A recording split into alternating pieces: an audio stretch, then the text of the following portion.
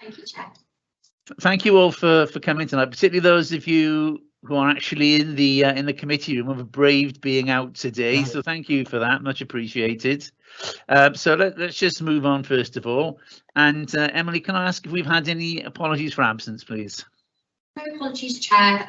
Just a note from Councillor Howard that he may be running a bit late. Okay, thank you very much indeed. That's great on that one. Second point on the agenda, declarations of interest. Declaration of interests, please. Any declarations? No. Thank you very much indeed. Item 3 on the agenda is minutes of the previous meeting. So they're page 3 to 14 on your bundle that we've had out of there. For me, I've had a look through just to see where we were going, and ultimately, I think for us, the main part of this that will come out of this that we'll discuss a little bit later on, if the committee are content to do that, is actually how we want the leaders to report our report back to us, whether we tend to use the stencil that was going to be used, or whether we sync up something that's, where have I gone? Whether we put some questions together so that we've got something that we want to have beforehand that the leaders can then discuss with us when they come in. So if everyone is content from that, I'll put that down to matters arising, and we can have a chat with it a little bit later. Well, as we go through the rest of the meeting from here. So if I just come back to the agenda for us, and that's just gone off my screen. Apologies for this. It's there we go. So if we can just have a little look first of all at the minutes for accuracy. So page 3, page 4, page 5,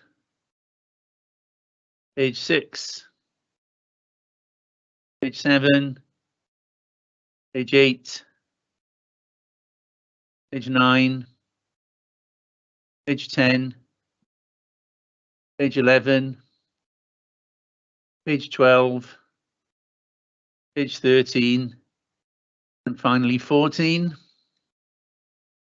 And then matters arising, as I've mentioned, obviously we've invited the leaders back to our next meeting.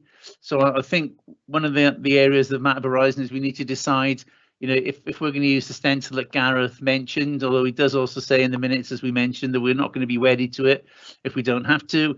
But we obviously need something there rather than just getting the leaders in and asking them ad hoc questions that really doesn't benefit any of us or them from there.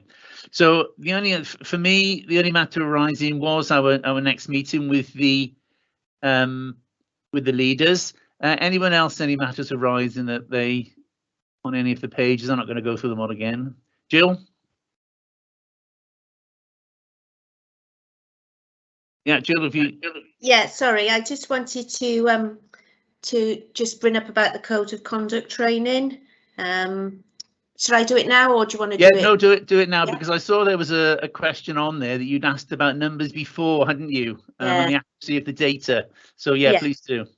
Well, yeah, subsequent to that, Emily kindly provided me with some details today. I understand there was some, I was pleased to hear that there'd been some training in December, and that 45 out of the 51 councillors have now been trained, which is, 88%, which is better, and that they've got another session booked for February.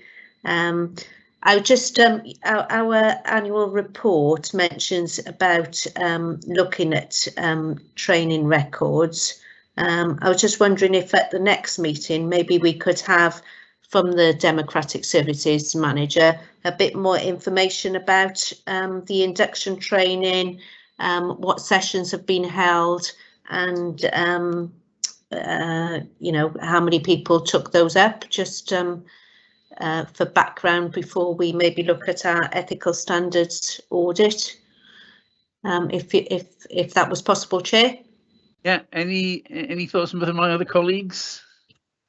And as we're making a job for Democratic Services, any comments from yourselves, just so that we can have all that information? Leanne's confirmed she's happy to do that. Oh, lovely job. Yeah. Yeah, thank you for that, Jill. And perhaps if we can, do you want it for the next meeting or to read by the next meeting? Jill, what would be better for you? I thought by the next meeting, because will we maybe discuss our ethical standards audit maybe once we've seen that? Yeah, that's great. Yeah. Chair, can I raise a point on that? I think that there's a lot of new members now, and on ethical standards, I'm wondering whether a lot of them are aware of what the standards committee is all about. And I think maybe at some stage, maybe it could be quite useful if we had a members seminar on what the standards committee is about. Yeah, I think it works, as you're quite right to say. And please excuse me if I got the wrong name. Is that Councillor Cochrane that said that? Yes, sorry. Yeah, thank you. It's because I'm only seeing all of you together in the picture. I think it's great because it works both ways. You know, the people hear and talk about it, but actually, what is it? What do we do? You know, and potentially, what powers and sanctions do we have, and what powers and sanctions do we not have? Yeah. From there. So that's a really good idea on that one. Councillor Cochrane, with that in mind then, how would you think you would like to, not necessarily you, but how could the committee take this forward for you? Well, I think whether we speak to Leanne and put it in the summer, because we're doing quite a few seminars now during the year, and maybe when there's an opportunity, maybe yourself and the Vice Chair maybe could come along to that, and I'm sure we can work a programme out service there as well. We'll have an understanding of what standards are about, obviously, and I think it's because I've been on it for such a long time on the council, but did I really know what standards are about? All I knew is you've got to be a responsible councillor. So I was a bit naive about it already. So I think it would be quite useful as well to do that. So I think we need to sort of make a plan how we do it. Yeah, I think that's a great idea. As I said, it's all about us asking for the information, but those councillors like yourself who've been long serving and just take it as another committee, but for our new councillors, what is it? What do they do? So yeah, I quite agree with you on that one. And can I raise another point on the minutes? And I just want to make an apology that obviously when I raised the issue about members not coming to meetings, obviously I had nothing to do with it going into the Argus, and whether that was good publicity or bad publicity, I don't know. But I'm a great believer. If you've been elected, you've got to come to meetings. Now, whether that's a standard, you should be exception, I don't know. And I was told by Gareth it's not part of what standards have been, but I find that strange in some respects. But anyway, all I don't want to do, I want to apologise if I brought the standards committee into some disrepute on that, but I had nothing to do with the Argus report about the members not turning, because it's not all members, but there's quite a few that don't turn up to meetings. Yeah. Yeah, thank you for that, Councillor Cochrane. I'm not going to be dismissive here, but I don't read the Argus, so I wouldn't. I don't have no idea about that. However, it is actually quite clearly the part of the minutes of the last meeting where I raised it directly myself with one of the party leaders about non-attendance. So, you know, and whether that was picked up if these meetings are in general circulation or not, I don't know. But you know, thank you for that. It's noted. But certainly we had that conversation at the last meeting before we spoke to the leaders. Sorry, Chair. When did you have an update on that? With regard to code of conduct training for council appointments, has that been programmed in, or has it been attending the meetings now prior to Christmas? Code of conduct people, sorry. Councillor Morris. There has been another session for code of conduct training that happened in December. Yes. And then one final one scheduled for the end of February. And then the final report will be brought back to this committee to detail attendance and any exceptions that we still have at that point. Are we all right with that, Kerry? Did you? I yes. see you looking. Yeah. Yeah. Excuse me. Great. Okay. Thank you for that. So before we talk about the, you know, how we're going to ask the leaders to present to us and whether we, you know, want to stencil or whether we want to ask our own questions to go from there. Any other matters arising?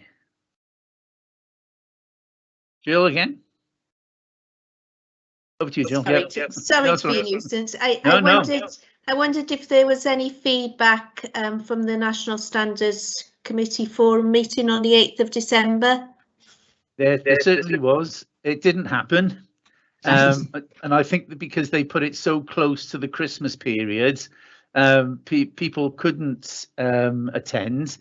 And I'm sure Emily will have the date at her fingertips. I've got the date in my calendar, so if you just bear with me a second, I'm not being rude, not looking at you, but I will just tell you when it is. It's the 27th, Friday the 27th is the inaugural meeting for it from there.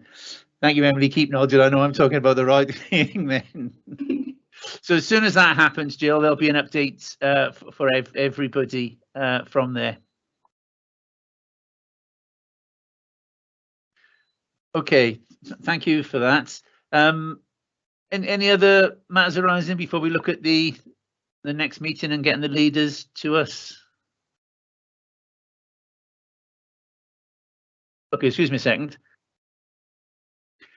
For me, the whole process of having the leaders here is, let's challenge them and let's find out, what's going on and why things are not going out on, and let's be able to say at the end of the day that we are 100% certain that 100% of the councillors have actually done the code of conduct training from there. So I think from me, what we need to know from the leaders of the various parties is actually how many they've done and what are they doing if those people are not attending. Now that's just two of my questions I had for earlier on. I don't have the monopoly on this, and there's plenty of people there who might think of other things, but I'm going to put it open to the floor now, and we can have a chat about it now. Yeah, I think that's quite right, Chair. I think we would need to know who has carried out the training and what can be done if they do not attend. I think there are various options available to councillors in the fact that they can do it online, if my memory serves me correctly. Is that correct? Yeah. So that's that option available as well. I think the question is, if those two formats are not being utilised, what would be the next step that we could do to help them to attend such training? I know it's compulsory, but it's not compulsory. Yes, no, exactly. It's not exactly. I think, all that we can do is ask the group leaders to look and that is pressure on them. And I think we've had a couple of requests, because whilst it's online as in a Teams meeting, it's not 100% they can self-lead the training themselves. They need to attend a session at the moment. So we've had people ask whether there's any way we can do it as a module they can complete in their own time. Maybe that's something you want to discuss, Chair, whether that would be acceptable if we were to devise some kind of e-learning module that's a bit more interactive than just reading slides, and maybe some kind of quiz at the end that they can complete to show that they've read and understood everything, and we can have it back and mark it maybe in some way, but whether that would be acceptable to Standards Committee for those few that don't join every year, because there's always a few, not too many, but that might be something for committee to consider, whether they would find that acceptable. I think for me, to be honest,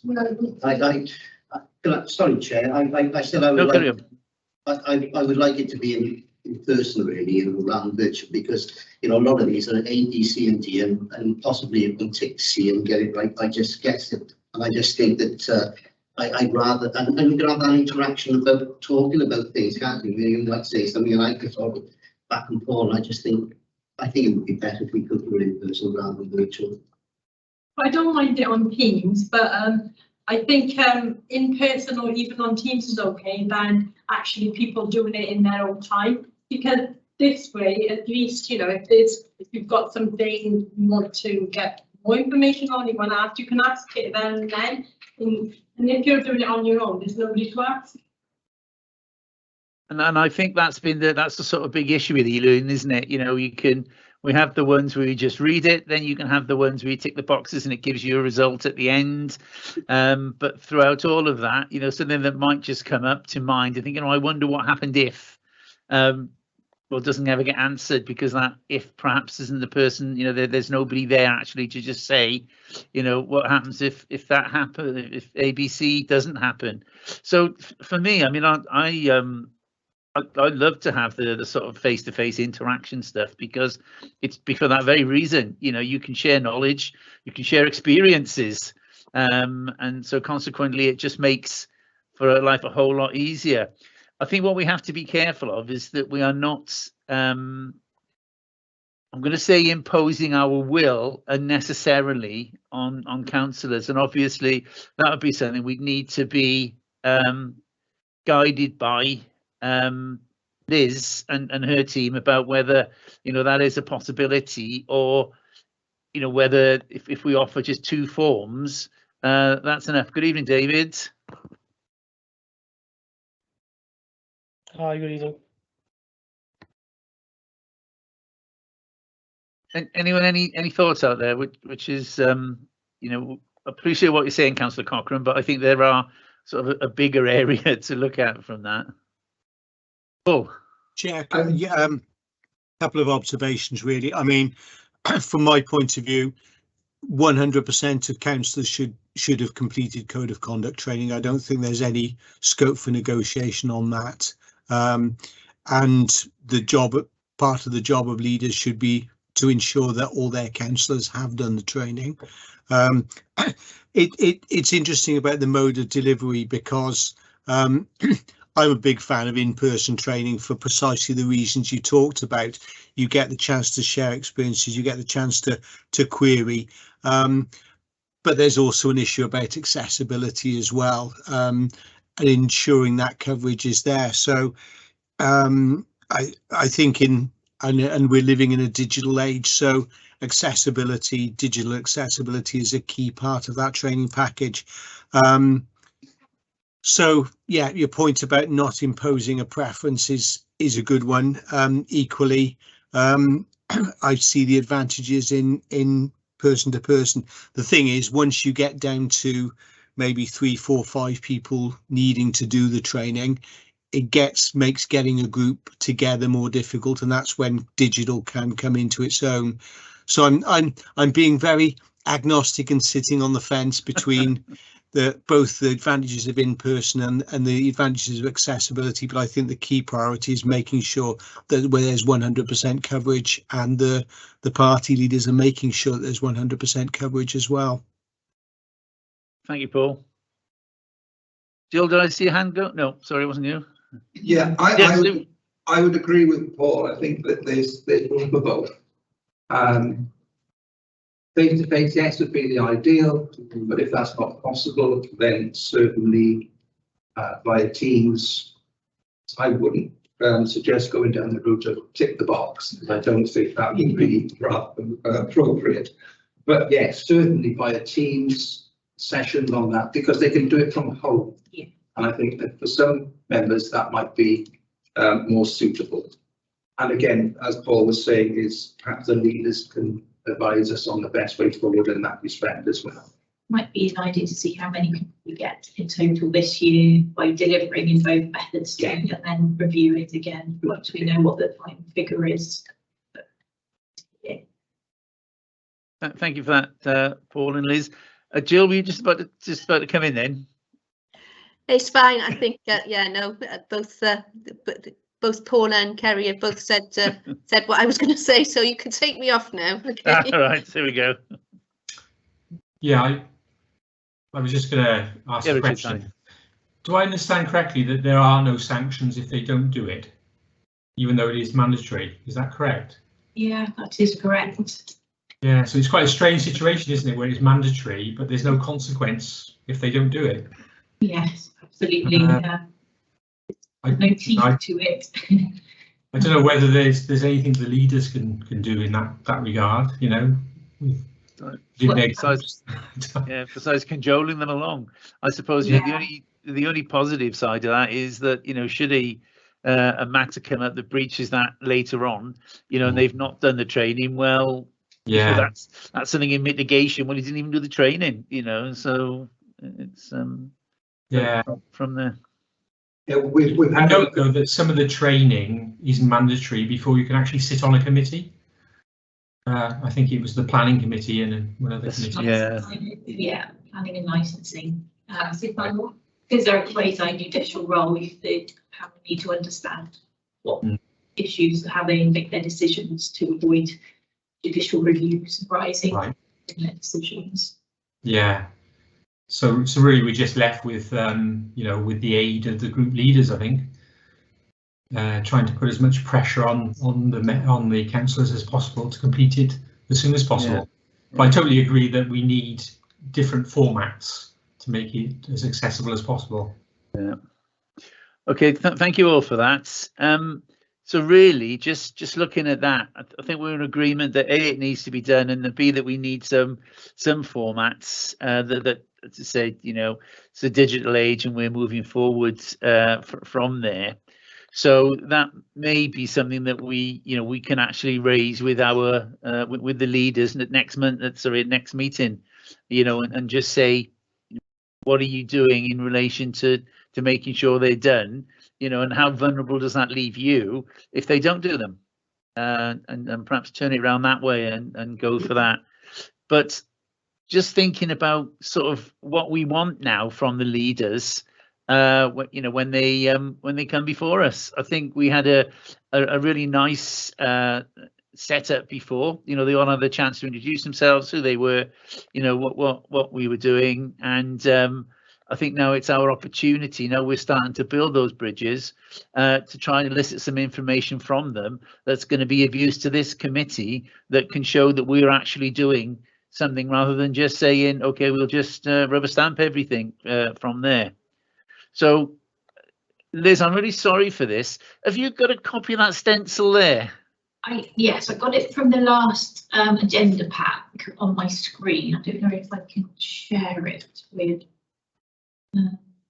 You can share it on your. I'm not logged into it. If you send it to me, then I can share it for you if you like. Yeah. Sorry, Liz, that's not going to put you on the spot there. That's I'll just work out how I send it to it. It's just from the last. Yes. It's in November.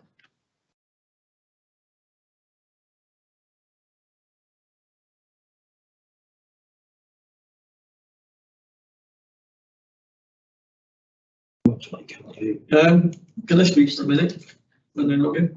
Yeah, Councillor Cochrane, isn't it? Or is it Councillor Davis? I can't see. Yeah.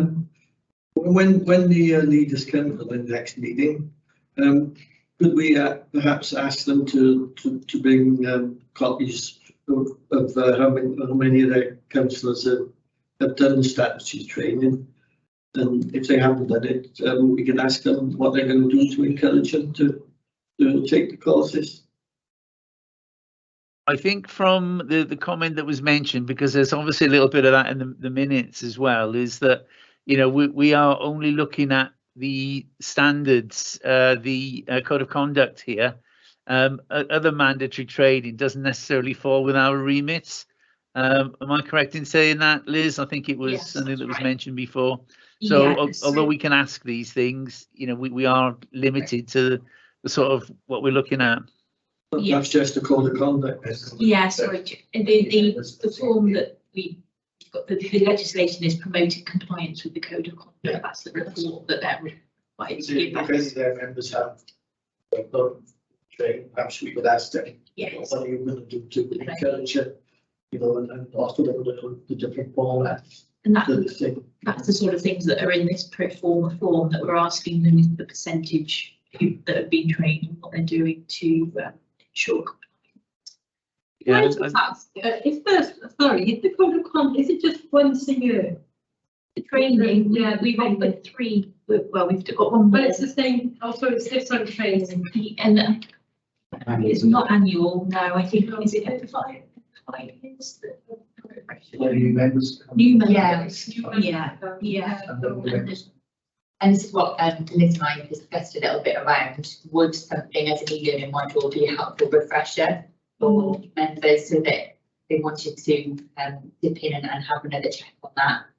You know, they could have a look at their own leisure then, so maybe something that could augment the face-to-face training.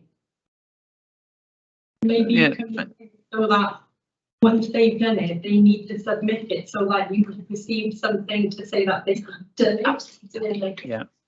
Thank you for that. Thank you for putting that up on the screen, Pam, for us. Jill, you've been waiting patiently there with your hand. Before we start talking about this pro forma, over to you, Jill. Yeah, sorry, Chair. Just in relation to the code of conduct, I mean, the code of conduct does cover other areas such as equality and diversity, which looking at the training that was given to the new councillors, it doesn't really cover equality. And obviously councillors have got a duty under the Equality Act to abide by the legislation, and I would have thought that was a code of conduct issue. And the other thing that was brought up, I think, at the last meeting by one of the leaders was the use of IT.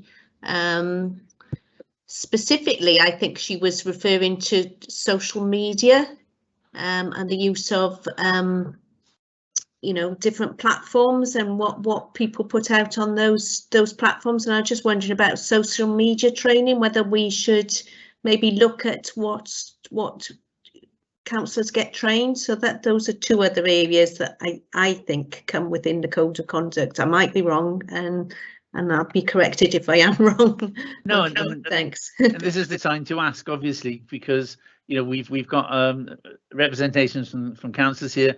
We've also got our head of law and standards who's here to guide us as we go through. Any thoughts on that, Liz? We do actually offer separate training sessions for equality and diversity for members, and social media training as well, specific social media training. With the code of conduct, we try not to make it too long because there's a lot to get through, and we do cover a lot about the standards committee and what you do as well in that training. So they're quite big areas, equalities and these social media, so we devise some separate training sessions for those. Equality and diversity was in September, and the social media session is planned for the next quarter. So I think what I could do when we come back to give an appraisal of the training that we've done is just sort of set out what we plan to do, what we intend to do, where we are with that, and we can include the data on take up of that training as well. But I think it's, you know, a timely point really for newer members having come in. There's a lot of information to take on board, and I think we're coming to the end of that first year plan, and this would be a really good opportunity to ask for some feedback on, you know, what should the next year's worth of training look like, and what would everybody like to have included. Lovely, thank you very much. And because it's gone to a little screen with the code of conduct on there, pro forma on there. Sorry, who was that who just made those comments? Was that Pam or Sorry, Chair, it's Leanne. Oh, Leanne. Hi, Leanne. Yeah, sorry about that. Yeah, thank you for that. That's all noted from there. So thank you. Thank you for getting that up on the screen for us. Oh, it was up on the screen a moment or two ago. I'm not sure if you've taken it down. There we go. Thank you, Pam. There you go. So this was the form. It was devised, if I remember, from a council at North Wales, I want to say, from there. And, you know, just for us to look at whether we want to use this or whether we want to reinvent the wheel. I mean, if this is going to suit our needs and give us the information we want, then, you know, let's use this. But obviously it's about giving the leaders enough time to fill it in and letting us have it back before the meeting so that we can then sort of formulate some sort of questions in our own minds. And perhaps if we share them with Emily, she can share them with everybody else then. So we've got where we go from there. So just gonna go through it very, very briefly from this. You're going to go to the top of the page and think it might be you, Pam, that's controlling this. So obviously report by the political group, number of members, numbers trade on the code. And that's obviously an important part for us. And there's that percentage. And then for the period, so we would be looking from that from the last election, I would imagine, so May of last year, from there. If we go on down a little bit, I think this now talks about, if I'm correct, about the sort of type of complaints that potentially that there may be. Now, for me, we generally get this information provided to us by the head of law and standards. So, anyone, any thoughts on that? Whether we leave it, take it out, or what?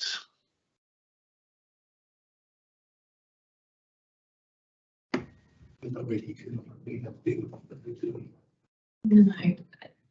Chair, I think if I remember rightly, the group leaders were all a bit unhappy about having this one in our last meeting. As minuted, they would prefer not to have this in. I think Gareth discussed putting some anonymised data in, but there was the concern that if there's a low number of complaints, it might still identify who the complaint was against. So I don't know if it might be something to consider, whether we just remove this bit altogether. I mean, I'm content for that to happen. What about my other colleagues? Oh, I think that's eminently sensible, definitely, yes. So. Yeah. Okay, it looks like there's a general sort of consensus from there. So perhaps we can get that part taken out on there.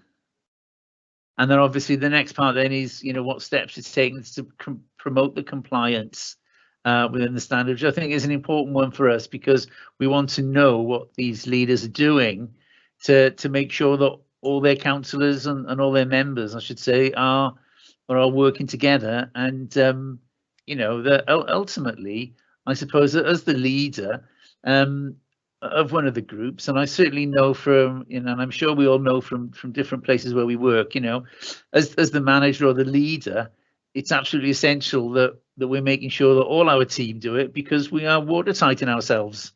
You know, it doesn't leave any of the leaders open then to any sort of, well, the leader didn't do that, particularly if, you know, if they've come along and said to us, well, we've still got 3 people, you know, we can't get it done for whatever reason. So I think that part from there is an important one for us.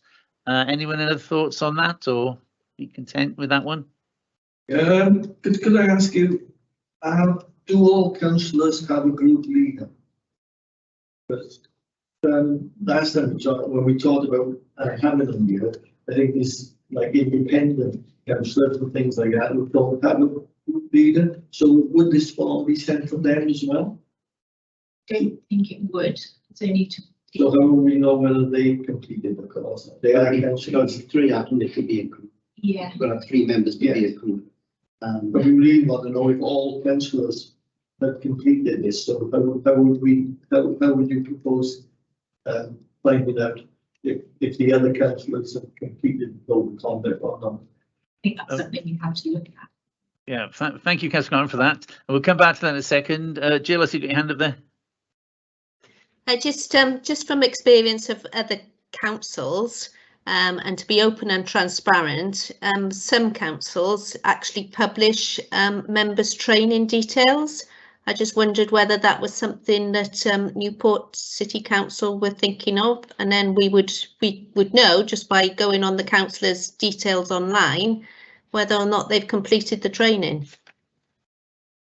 Liz?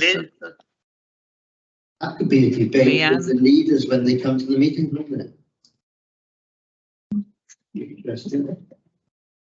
Yeah, I don't.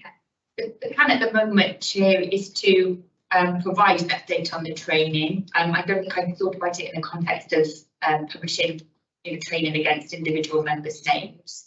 But yeah, I guess that would be something that could be explored at the next meeting. Delegate services. Right.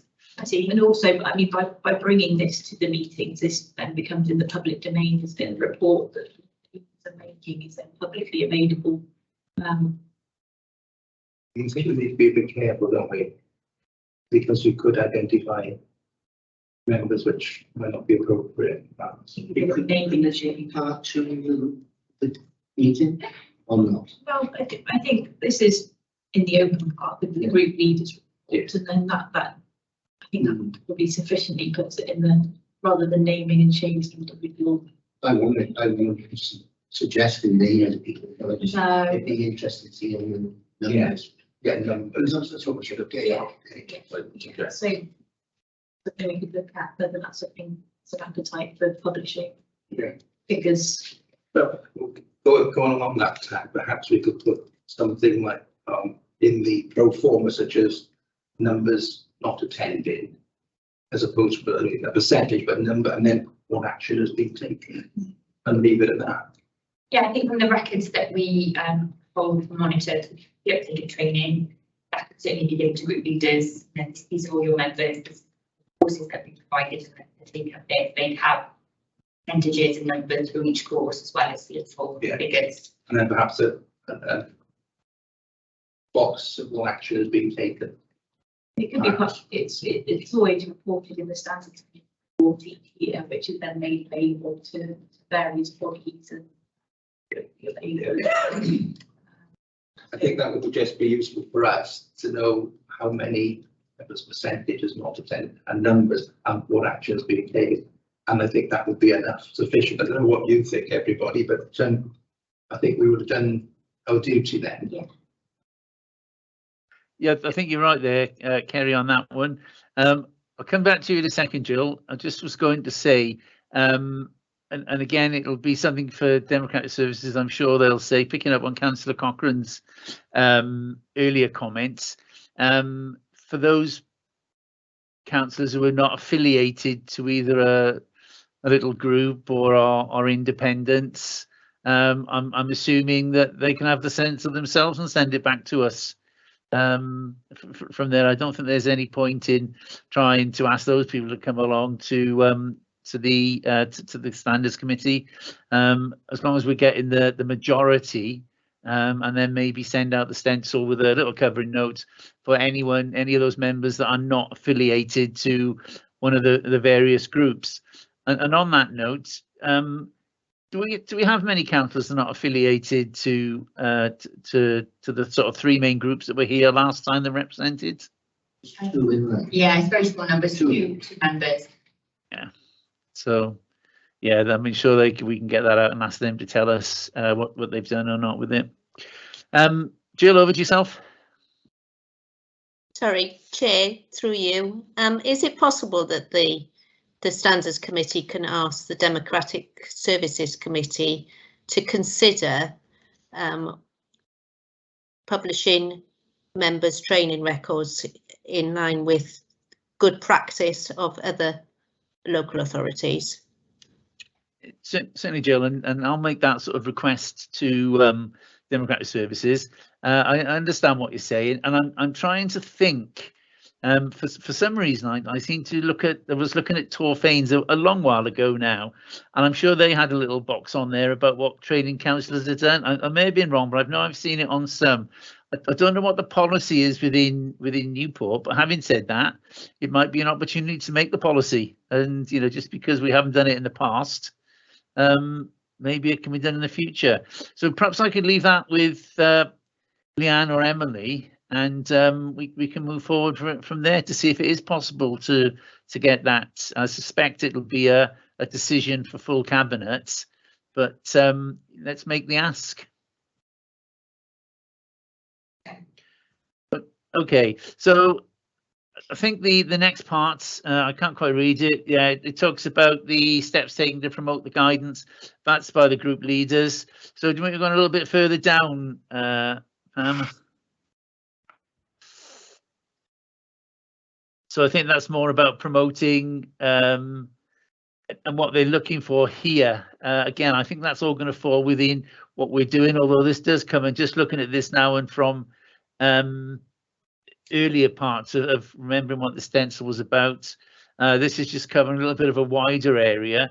Do we want to leave this in, because there is a little part, as we can see a bit further down, that has a recommendations that work to implement any recommendations from the standards committee about improving standards. So if I think if we're going to have that last part in those 2 paragraphs there with the dots, then obviously the previous 4 are equally as important to bring it all together. Well, to tidy it all up, actually. If you're going to take that out, there's no point in asking us to comment on what we're going to do on something we haven't got half the information for. So going from there, so that can stay then. If we go on down, please, Pam.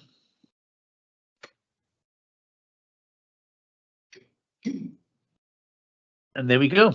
Yeah, so I think that's just the whole of the form of its entirety. I know in the minutes that Gareth said we're not wedded to this form. However, if that meets our needs, do we really need to reinvent the wheel, or is there anything else you just want to put on there just for clarification? Jill, yeah, no, that's fine, because I wasn't sure whether Paul had his hand up or he was just waving at that point. Sorry, Paul. I'll do you first, Jill, and then Paul if he's coming back for that. Yeah, that's okay. Chat. I'm just thinking about our responsibilities under our terms of reference to advise any training or arrange training for leaders of political groups. It comes under our terms of reference, but we need to know what training the leaders are already undertaken and what training needs they might require. So I just wondered how we went about that. Maybe it could be something informally that the leaders advise us of what training they've already undertaken and what maybe peer support or networking groups they belong to that might be useful for us just to know for background knowledge. And are you talking then about just the leaders or the councillors within that group, Jill? Well, I think under our terms of reference, under the new guidance, we need to be advising and training or arranging training for leaders of political groups. Yeah. And I'm just wondering how we go about that if we don't know what their needs are. And maybe it's something we can just add to the bottom of the stencil. You know, sorry, Chair, I think this is particularly about code of conduct training, isn't it? This is specific to code of conduct matters rather than wider training needs. So I'm not sure that it's highly relevant for this form. I think a wider training need is more about code of conduct training. I mean, I suppose it refers to more training around governance and sort of mediation and, again, equality and diversity training, isn't it, which come under code of conduct really, or dealing with their other members or dealing with the monitoring officer or the standards committee in relation to any complaints, isn't it, I suppose. Yeah, they're all matters that come under the code of conduct, as you mentioned earlier. So it might be that we just review the code of conduct training to make sure that all those matters are covered in that training session. Okay, thank you for that. We'll just hold that. Paul, for yourself. Yeah, really, Jill anticipated part of what I was going to ask actually, so that's useful. I mean, the initial meeting with the leaders was so constructive, and they seemed very much on board with the work of what we were trying to do. But I also agree with Jill. It's important for us to have the knowledge about sort of what their level of training and background is on that, so that we're just working from the same sort of shared base. We want to make this helpful but not onerous, and that's the philosophy. But everything that's sort of mopped up within code of conduct training, the more awareness we've got on that, the better. But I think it's a very helpful and very straightforward stencil as it is, to be quite honest. I mean, I'm content to use it. If members of the committee are content to use it, then that's great. I think it may well have either been Leanne or Liz, because I can't see too well, that made some comments about Jill and the sort of training, and what training needs are required. Now, do we just want to tag this on here, or do we want to make I don't want to have leaders come into the meeting and asking us those questions, asking questions like that to them, you know, and they're left sort of going, oh right, I hadn't thought about that. but obviously it is an integral part of what we're doing. So any thoughts on that from our Democratic Services or Liz's side? I don't think it can hurt to ask on the form if they have any specific training needs that they would like to request. It can't do any harm to do that. I think we could add that to the form. The committee thought that was appropriate. Chair, can I make a suggestion that this form, so I've got a job to see it from here, to be honest.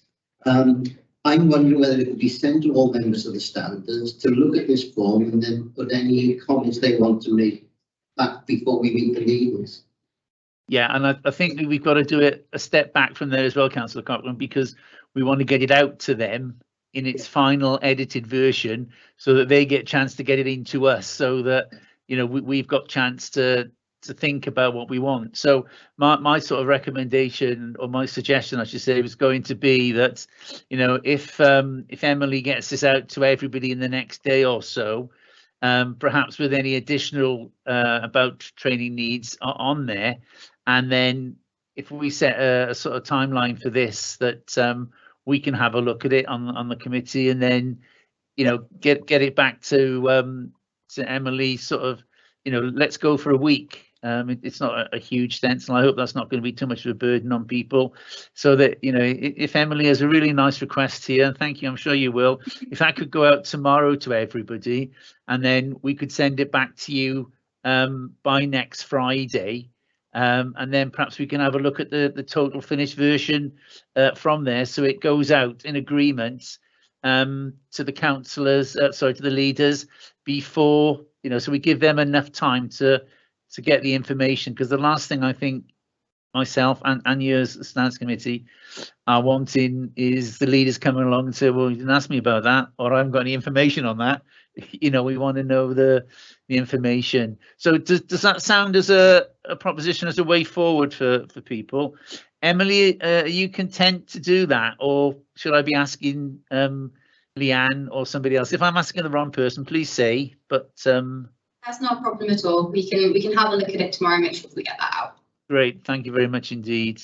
From there, Chair, can I make another suggestion? Sorry, you certainly can. Is that you, Liz? Because I can't. Yes, it is. Yeah. I'm just wondering if it might be helpful. And I haven't seen the agenda for the National Standards Forum meeting, but it might be something that you can discuss at that forum, just to kind of get the flavour of what other councils, as this is a new thing, just to see what the other 22 the other councils are doing in terms of their form, whether they're sticking with the pro forma or adding anything to it. Yeah. Be helpful.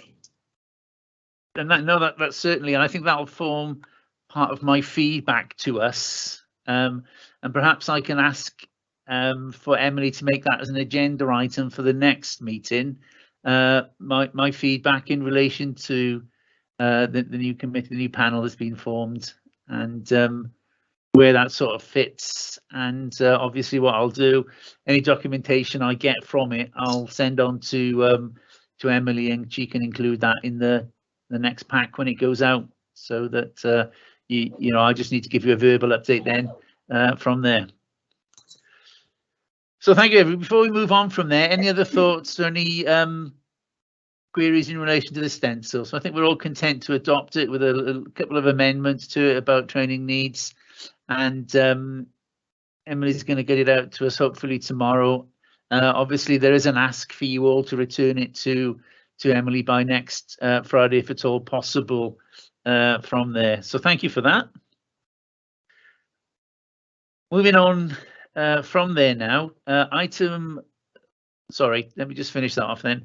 So what I think, thinking about what we're looking at here, the stencil will go out when we've all had a chance to look at it and make any comments back to Emily. It'll go out to the leaders. They should be aware that they're going to be invited on the 12th of April, and I wonder if it might be an idea that we could, if there's any sort of other parts of the stencil or other sort of questions that we might want to ask the leaders, that you know, if they can go out at the same time as a reminder for the invites. I don't want to blindside anybody, when they come, but obviously, you know, we want to know the answers to some questions we're asking. So perhaps along with the stencil, when it goes out, so it comes to you, if you think there's any particular pertinent question for the leader, let's put it all back together and be guided by you on this, Liz. What's the sort of time, you know, that we're going to ask them to come along on the 12th of April. Now, I know it's only the middle of January now, but time does move on quite quickly. What sort of time will we be looking at to get this out to them to make sure it comes back to us and we can have a look at it before the meeting and just go from there? I would suggest the end of February, Chair. Does that sound reasonable?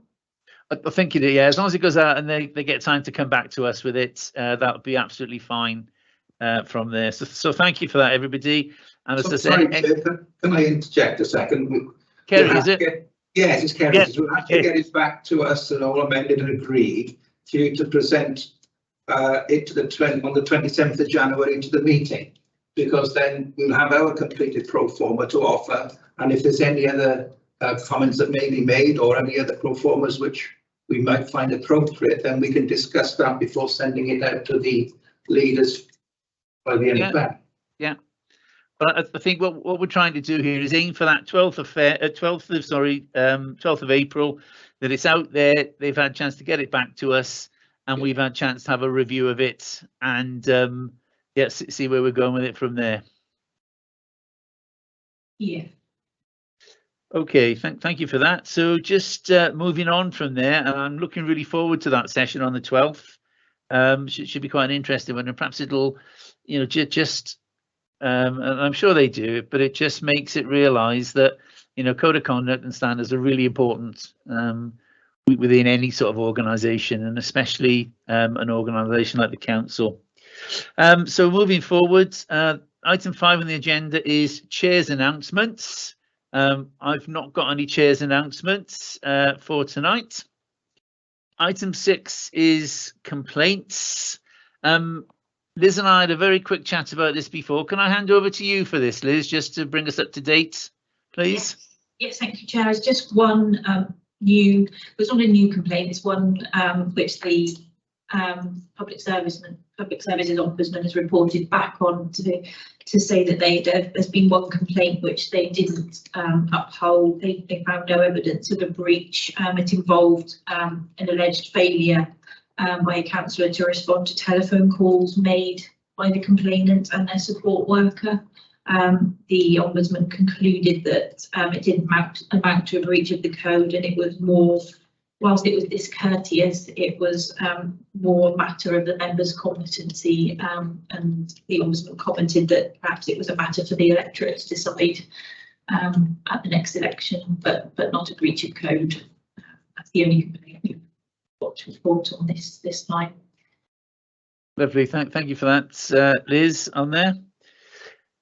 Coming on down, then there are 2 items really for information. Item 7 on the agenda, equality and the human rights. So page 21 to 60 from there.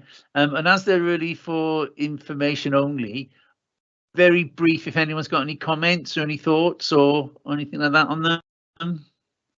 They're there for us. Paul, yep. Just to say, Chair, I very briefly, there's a lot of health stuff in there inevitably, which ties into my own personal interest. Yep. But one of the key messages that comes across from quite a few of the cases is issues of poor or inadequate communication. It's always an interesting theme whenever I look at complaints in whatever sphere. At the heart of them is often poor communication. So although they're, you know, more health specific, I think there are, you know, there are good lessons in there. So thank you for that, Paul. Anyone has any thoughts or? Someone explain, obviously I'm new to the standards, but obviously when you look at the graph here on page 61, when we look at Newport, it got complaints received 613, and then you move along and then it says complaints closed of 606. Sorry, Councillor Cotton, can I just stop you a second there, because we actually that's the next document that we're coming on to. I thought it was still. Yeah, 7 is the equality and human rights, and it was just it's there for information, and really just unless anyone's got any other comments on it, just to note it, and thank you for those comments, Paul, on there. So coming on to item 8 on the agenda, complaint standards dated April and September. Now again, this was something that Liz and I discussed earlier on because of the complaint. So over to you, Councillor Cochrane. I think it was just on that figures there. I want someone to sort of have an understanding what they actually mean, really. I think it was on page 61, wasn't it? Yeah. Yes, after all of that handbook. Liz, would you like to pick that up for what we talked about? It was 613 complaints received, Newport City Council. 606 obviously were closed, so that meant 607. And then when we come along, then there was 18 then referred to the public services, and I wasn't quite sure about that. My understanding of the complaints process is there 3 stages. Oh, sorry. So the initial stage 1, where you make a complaint to the council. Yeah. If you're unsatisfied or you believe that there's information that hasn't been considered as part of that response, you can then raise stage 2 with the council. So not all of them will go to stage 2. And then the 3rd stage, again, if you have decided to go further to the ombudsman. So again, some of those might carry over to a stage 3, but some may not. But these are the figures that are in this year, aren't they? And that's why I couldn't quite understand where the 18 were. That's all. Just open that document now. There was 18. Those were the figure of the 613 They were still there, but then they said they were closed. That's what I've said. It was. I think some of the, as far as I understand it, some of them, the ones that are closed are hangovers from the Right, previous. that's why I was wondering whether they were hangover from the previous year. That's why I couldn't understand the numbers. Okay, that's fine. Thank you. Thank you all for that. Again, it's an information document for us. I'm not going to spend huge amounts of time on it. Anyone, any other thoughts or comments or from there? Okay, thank you very much. So item 9 on the agenda is the date of the next meeting, which I've got as the 12th of April, 5:30 in committee room 1. And this is where we're going to be inviting the various leaders to attend. Jill, you got your... Sorry, I'm being a nuisance this meeting, Chair. Not at all. I was just wondering if on the agenda for the next meeting we could maybe have a forward work programme, so we knew what was likely to come to the future meetings. I seem to remember in the past we used to have something like that. Kerry, can you remember that? I think when we first joined there was something like that on there. But potentially I'll speak to obviously Leanne or Democratic Services or Emily and see if we can't get something on there that's coming up for the next 12 months. Yeah, we certainly did, because it was a report annually back to the council, doesn't it, on what we've been up to, and that includes the progress with the forward work programme. I think we normally discuss it after that, and that's, when is that? November. So I don't think we discussed. Did we discuss that at the end of November last meeting? I don't think we did. We can get it on there. Yeah. Yeah, okay, I think we have to one, put it on there for the next meeting then, if that's possible. Sorry, Chair, there is one in the annual report, but I don't think it's particularly up to date. I know the annual report went in November. But it's things like, I mean, I know we've discussed today about training records, whether or not the head of Democratic Services would give us an update on the induction training at our next meeting. Then maybe we could look at when we're going to do the ethical standards audit on the back of that. In particular, maybe we were mentioned in our annual report that we would look at a survey of the new councillors. I presume that would be part of our ethical standards audit. And the other one was that we were going to look at a review of the community councils, or community council review as well, as part of that ethical standards audit. So just when we might do that. I wouldn't mind maybe going to a community council meeting, you know, just to see how it operates in, you know, if somebody could maybe put me in the right direction as to which community council meetings would be best to attend and when they are. So they might say to you, you've got no jurisdiction, you mind, Jill. I know, but just to sit in as an observer. Be prepared, and they're not going to count. I'll take it as Councillor Davis, because I can't quite see him on the camera there next to Kerry from there. So okay, yeah, Jill. Yeah, so a work programme maybe with some of those items populated in discussion with yourself as the chair, obviously. Thank you. Leanne, were you saying something? Yeah, I was just going to say, I think that the community council group meeting has also asked for some information similar to we were talking about earlier on standards committee and the work that they do. So might be a nice good. Give and take there. Yeah. We have liaison meetings as well, which might be interesting for you. That would be good. Definitely. Okay, well, everybody, on that note, I think that just closed. Sorry, Paul. Yes. Just one observation. Just look at the agenda. The agenda has it as Thursday, the 12th of April, but I think it's Thursday, the 13th of April. If I'm not being rude, but my diary's on my phone, so let me have a little look and just see from there what everyone else is. February, March, April. I'm happy to be corrected, but no. It is the 13th. Well spotted. Yeah. That was a week. I'm an old-fashioned diary guy, so yes, in there, yeah. Okay, I'm sure we'll get that noted and get the correct date out from there for us on that side of it. Thanks, Chair. Sorry about that. Not a problem at all. I've had no AOB, I think we'll close the meeting there. Thank you for your time, everybody, tonight. I think we're starting to see, you know, that we're moving forward and we've actually got some purpose now as we go forward. And I'm sure working with both Liz and Emily and Leanne and oh gosh, Pam, is she still there in the background? Yes, I think so it'll be great.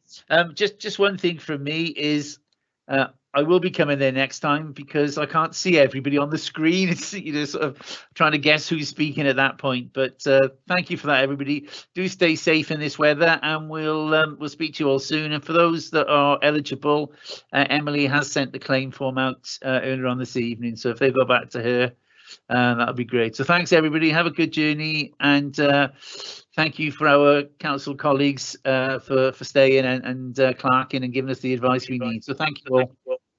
Thank you. Thank you.